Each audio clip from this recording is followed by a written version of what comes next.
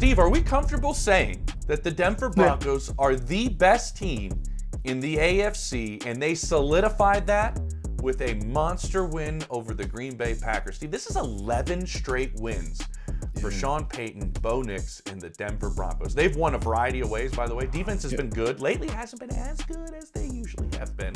But the offense has been picking up when the defense isn't entirely there. The special teams has had games where they've been there. Marvin Mims has been an outstanding returner again for them in the punt and kick game. But this was the game you kind of had your eye on with this Denver secondary going against this Packers team that loves to be aggressive downfield. Yes, they do. They take their shots, and they got some of them, certainly. Yes, they did. Games certainly changed when Christian Watson goes down on that deep shot that Patrick Surtain made a outstanding interception Outstanding play. I mean, right? That's why he's Defensive Player of the Year. Yep. And you know, he's like anyone else, he's not perfect, but he's damn near, right? He just allows you to eliminate, or at least not even concern yourself with, will this guy do his job? So first off, I have to say, I did not believe the Denver Broncos can continue to play ineffective football later in the season the way they were playing earlier on. But they are still doing, they're still winning, not still doing inefficiency, but they're still winning. But I really believe, after watching this game, I think this is the most complete game, all four quarters. Bo Nix he wasn't on a roller coaster. He was steady Eddie. He was. I was at this game, Steve. He was efficient, but he had some balling moments as well. And I love that. I'm an offensive guy. Whether you believe it or not, whether you believe, am I able to look past the Panthers or the Baltimore Ravens and say, give kudos to any other teams? Yes, I can.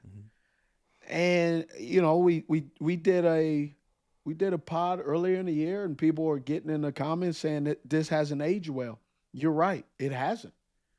Because just like the Panthers, just like the Bills, just like Baltimore, just like Kansas City, what happened in the first two quarters of the season, no one has predicted and saw here in the third and the fourth quarter of the season, heading into the fifth quarter, which is the playoffs. We're telling you what we see right now. That's the breakdown. So I'm not jumping. I know some of these Broncos fans are going to say, oh, we don't want you on our bandwagon now. I'm not on the bandwagon. I'm just giving credit where credit's due. Fact. And I think I don't really root for teams, because when you learn how the sausage is made sometimes, you look at things a little bit, you go, nah, I'll pass. I'm vegan. You got any tofu? Understandable. And you listen, what you're saying is completely valid. I live here in Denver, by the way. I was at this game. I'll take you inside the locker room and the people I talked to pregame. But there have been questions about the Broncos this entire season. The way that they've won a lot of these games late. Listen, Bo Nix has found a way to win a lot of them. You got to give him credit for that. But yes, there's three quarters where you're going, this offense ain't running the way the number one seeded offense should be running. This game was different. It was a playoff atmosphere, certainly. I'm standing on the Packers sideline, Steve. A fight breaks out pregame. I love it. Right, it was awesome. Right on the Packers sideline. Packers defense comes out right between the Broncos linebackers that are warming up, and I believe Dre Greenlaw is part of that. And so they start going at it, pregame, pushing each other, everything right next to me. I'm like, oh, this is a playoff atmosphere. But what we saw from Bo Nix, and I talked to some guys within the organization about this. I wanted this on a receiver's perspective. Sean Payton has evolved a lot of what he does offensively because Bo Nix is so good on the move. So good on the run. I had Kurt Warner tell me last week he's the best thrower of the football on the move in the NFL, which is a high praise for the second-year quarterback. I'm curious what that means from a receiver standpoint. You saw a lot of these throws that he makes. Sean's changed the offense, I'm told, because you know Drew Brees just stood there. dissected you from the pocket. He likes Correct. moving Bo and using that. What's that like when your quarterback's so on the move when you're running routes? And it's part of the concept, honestly. Well, mobile quarterbacks for some wide receivers, based on what you're doing, can take away. But with Bo Nix and his ability to scramble, his ability to be on the move, they have design plays that it isn't to take off running. It's to give the thought of mobility, but it's also what we call a plaster drill or a scramble drill. But you have designated routes. Usually on a plaster or scramble drill is if you're low, you stay in that area. If you're intermediate, you move out. If you're kind of deep, you go deep, make yourself available. Wherever the quarterback is moving to, you get in his peripheral vision to be able to see if he can throw you the football. Well, they're on the move a lot, where these are design plays and running the football extremely well, where it's not even an RPO game. It is understanding that they can gas you in the run game, and that opens up where the linebackers have to respect the ability to run the football to where it opens up gaping holes. And then as it opens up holes behind the linebackers, the safeties start to creep down. And so that's where the chess match starts to begin, because explosive plays and explosive runs make every defensive coordinator antsy. And that defense coordinator will start to move up. They will start to stack the box, press up, do whatever it takes to slow things down. And then when you have this receiver core who has a lot of different type of receivers, Troy Franklin with the deep threat ability that he has, and Bo Nix and him continue to operate together when they were in Oregon. So that hasn't stopped. Mims Jr., he's just their Swiss Army knife. He's able to do a lot of different things, the gadget guy. And then obviously Courtney Sutton, he's doing this thing. Pat Bryant, having a really good year. Right, so Sutton is that have go-to guy for them. So they just have a lot of different receivers who gives them an opportunity to be successful in throwing the football. But I tell you a guy who doesn't get enough credit, and sometimes he's really been the factor on a lot of plays lately, and highly targeted, but also flagged a lot, which is Riley Moss. Yes. But here's the thing that a lot of people don't realize. Man, Riley Moss, little fun fact. He's not allowed one touchdown this season in man coverage. Not one single. Now, has he been scored on? Yeah, but that score, just like a target, when you're the guy in the vicinity and you're in zone coverage, that's not man-to-man coverage. True. Right? But so he hasn't had a touchdown on him in man-to-man coverage this year. Also, 68 targets, 46 receptions, 1 interception. But you want to know the completion rate when out of those 68 targets? A little bit below 46%. 45.6% chance of catching a football. I don't like those numbers. As a receiver, I need those numbers higher. No. Now, Steve, the pushback is going to be he hasn't given up those touchdowns. There's been PIs in the end zone. There's been PIs in the spot. I understand.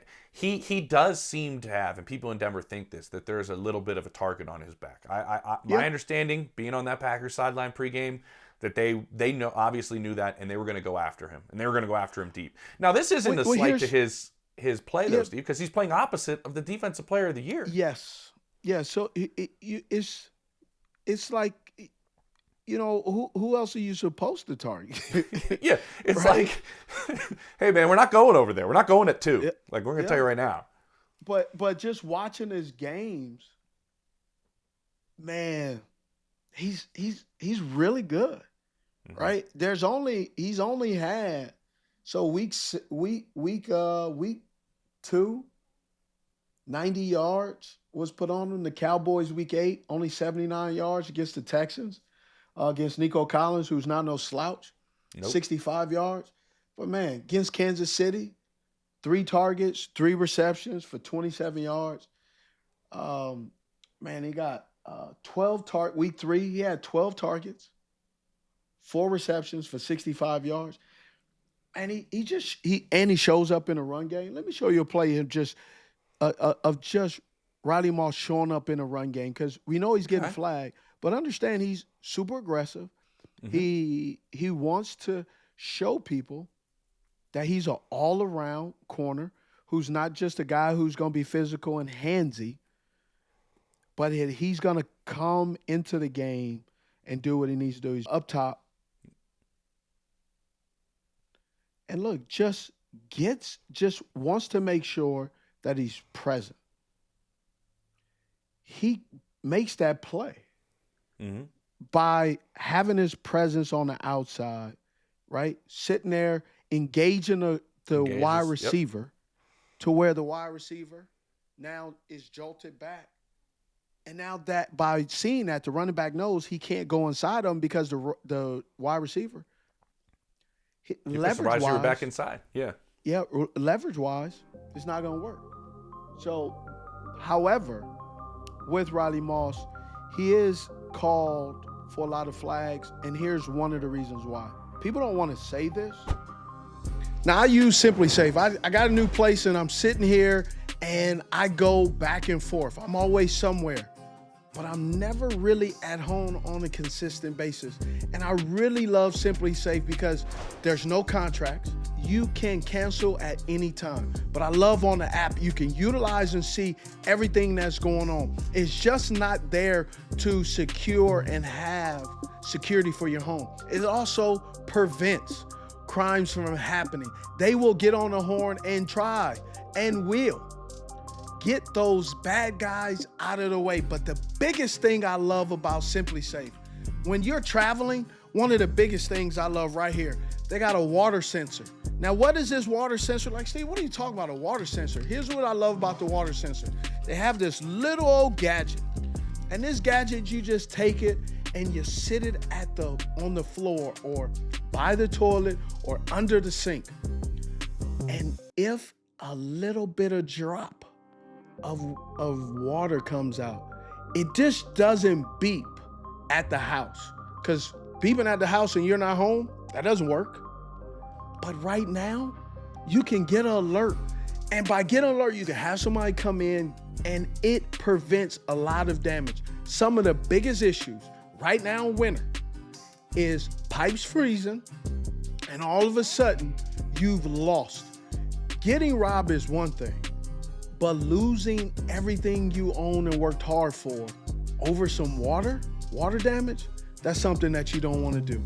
Simply Safe gives you that opportunity to safeguard not just your home, but safeguard your valuables from things that are not present that you're unaware of, and that's water. So Simply Safe will take care of you. Take it from me. I love Simply Safe, and Simply Safe has put my mind at ease when I'm traveling. This month only, take 50% off your new system. This is one of the best prices you will ever see for Simply Safe. Don't miss it. Hit simplysafe.com/89show. Again, that's simplysafe.com/89show and lock in your discount. There's no safe like Simply Safe. But you do have a reputation, and based off that reputation, because the referees have to scout the game too. Mm-hmm. So these referees, they have to have scout games. Okay, this team is susceptible they do a lot of TE stunts where they grab. So, you know, the lineman, the linebacker, the lineman or the referees down at the line of scrimmage, they're looking for those things. And then in the secondary, those referees are looking for Who's my handsy guy? Who's my fundamental guy? Who's my headhunter?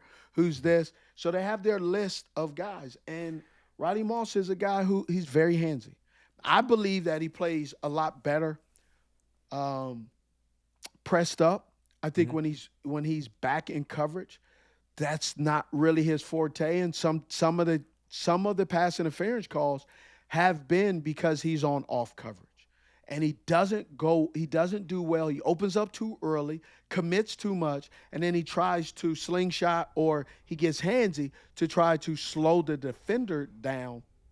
Down here at the bottom, look, he's off. Right? But look at that effort. That's a heck of a play. Runs through the receiver to make the tackle. That's what you want. Wow. So now, right? So recognizing it. But because he's off, when he has a one-track mind.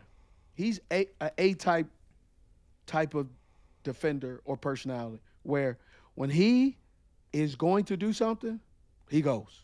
Mm-hmm. Right? But sometimes that can get you in trouble, especially when you're off coverage. Look at this off coverage, commits too quick, and it get overthrown ball. But I'm using this as an example of opening up too quick. And you know what I talk about, those landing strips. Mm-hmm. When you see a DB and those landing strips come out, that is their body trying to balance outside the framework of their body. Oh, that's a great point. Right? So you have that play. Overthrown ball, no completion. But here's the point about the completion. It's on film. Mm-hmm. So we didn't convert it. The Tennessee Titans didn't convert it. So what do you think another team is going to say? Well, we think our guy there. Yeah, it was there. Yes. So here, down at the bottom, he's pressed up, press coverage. All right, within the 5 yards. Just look. Now, the reason why I have this play, that is actually perfect coverage. Mm-hmm. You can't do anything about the ball placement. Yeah. He's running a deep out, pressed up. If he just runs if Jordan Love just throws the ball on a quick out like it is, Roddy Moss is there. He's batting that ball down. He's possibly picking it. It's a PBU, but yet Jordan Love does a great job of throwing the ball over the top, making an adjustment. That's not on the corner. That's just sometimes, those guys get paid too. But he should have. Those guys are on the back foot trying there, to make Steve? the Pro Bowl as well. But look right here. So we got Matthew Golden, speed guy. So this is off coverage. Utilizes his speed to get. And look, he opens up and spins him around. Not a touchdown. I'm giving you the contrast of Riley Moss press coverage and off coverage. Mm-hmm. And he's to me, as a receiver, former receiver, he's a different type of ball player. When he's on coverage, when he's pressed, and when he's off. I wanted to ask you this, Steve. And I don't know if everybody knows how much studying goes on. I love that you broke it down that the refs are studying all of the players, and they know tendencies, and they know everything. Teams are studying officials as well, and they know what they call and what they're working. And the players are told, right? Teams have information on this. Like, I remember they would put the face of the referees, and then they tell you what their job is and what they actually do, where they live, what college. Whoa. They give you the information. It's like mafia stuff here. Yeah, so they give you the information, so you can go up to the referee, right? I do it all the time. Hey, man, this guy, he grabs me. He's grabbing a lot. Man, I got you, Smitty. I got you. Hey, protect me now. Let's play a clean game. Yeah. I also know you live in New Jersey. Just to let you know. Right? Can't make any promises, but I'll do my best. Mm-hmm. So with that known, and knowing what officials might be on your side and a guy that has a history in a season of getting flagged, are you oftentimes maybe trying to sell that contact, trying to sell that DB out, right? So this, I'm saying this is happening. I'm talking about car salesman. Yeah. Right? This is happening Car to Riley salesman, Moss from opposing NBA receivers as basketball well. Player, car salesman, NBA basketball player, and a soccer guy. I'm talking about flopping, flailing, give me the magic spray water, everything. Anything to my advantage. Little two people come up with a little thing, carry you off. Yeah, so any of that stuff. But the one thing about Riley Moss that I said, he's very handsy, and he seems to be infatuated with getting inside the hip pocket of the defender, which gets him in trouble at times. Right? And do referees, I don't want to say referees have makeup calls, but referees know, hey man, you let that one go. You got to get me back. Right? Yeah. I would have caught that pass if he wasn't grabbing me. And so they say, oh well, it was subject of interpretation. Man, holding is holding. And that's still in their head on the next couple plays. And so the next play is like, all right, so they throw the penalties. I believe they do some, hey, you know what, I did miss one earlier, so I'll give it to you. Because those coaches are working them now on the sideline. Oh, those coaches are working them in a good way. Coaches, you seen these coaches. Yep. Saying a lot of things that, you don't want to hear. Yeah. I'd say this, and I remember going back to when the Broncos had Riley Moss in for their visit. And I was told this by some people on that defensive side of the ball that said Riley came in and he was very curious during his visit because almost all of his visits, you know what happened to the white corner, Steve? No, everybody he visited with was told, hey, man, I think we kind of see you as a safety. Safety. Yep. And that was almost every visit that Riley Moss had, to my understanding. Denver was like, we see you as a corner. Like, we see you as a physical corner, and we think you can be a really good corner for us. And Riley really, really respected that because he wanted to be a corner. And loved that the Broncos were like, oh, okay, this is a different visit. Like, I hope I go here because they see me as a corner and everybody else trying to convert me to a safety. It's been and I'll say this, I've been in that locker room a bunch, Steve. He owns it after the game. He also never backs down. He answers every question, says, I'm not going to change how I play. I'm still going. And you know what? The other guys in the secondary love him. Surtain loves him. Like, these guys think he can play. And he should. He should. He's a baller. But again, I'm a wide receiver. So at times I'm going to say it's pass interference. And you give it to the offense. But then there's other things that wide receivers do that, you don't always see. And, if they don't call it, it didn't happen. Yeah. Gotcha. All right, I want to hit you on one more thing on the other side of the ball because I found this out after the game and I was blown away. Do you know Bo Nix doesn't curse at all? Zero? I guess it's like a second coming of Phillip Rivers. But Phillip Rivers is back. He seems to have had the confidence of this offense very, very quickly. Yeah, he does. In the way that he operates in that huddle and the way that he's played. So they got a lot going on for him. They really do. Yeah, they do. And, man, that pass rush to help out these corners like you're mentioning can get after quarterbacks like nobody's business. Is this team, Steve, the best team in the AFC? I mean, you look at this team, the Denver Broncos, and they're the most completed team, right? They got some ballers on special teams, right? So all three phases, you can't give an edge to their opponent. The defense is top notch, special teams is top notch, and then offense, they're starting to click where you get now 4 quarters instead of 2 quarters or 3 quarters. You're getting 4 quarters, so it's really going to be interesting heading into the off season and heading into the regular season of 2026. How does the AFC West, how does it change and morph itself?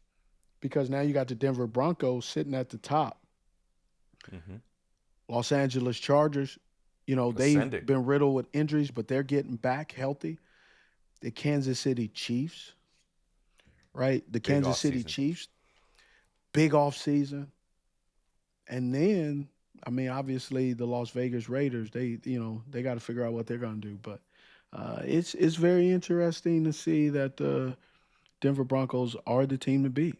Yeah, it's and you know what? If the AFC has to go through Denver in the cold at altitude, is a really big home field advantage. Real quick, I'll say Sean Payton's game plan was, and I'm not going to say Bo Nix injured Micah Parsons, but Sean Payton's game plan, Steve, was to tire out the Packers. They went up tempo. They went quicker than he usually does. You know, Sean loves to change personnel. He didn't change personnel. Got to playing quick.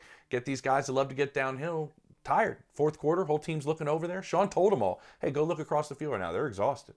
And so it's going to be interesting to see what happens if the AFC has to go through Denver, Colorado at that 5280. That big sign outside the visiting locker room that says, altitude sickness is real, it says out there. Bro, altitude, the high altitude does get you, and it does get you in the fourth quarter. You may not feel it in the first two, but you feel it on long runs, and you can't get your legs back, right? They become very heavy.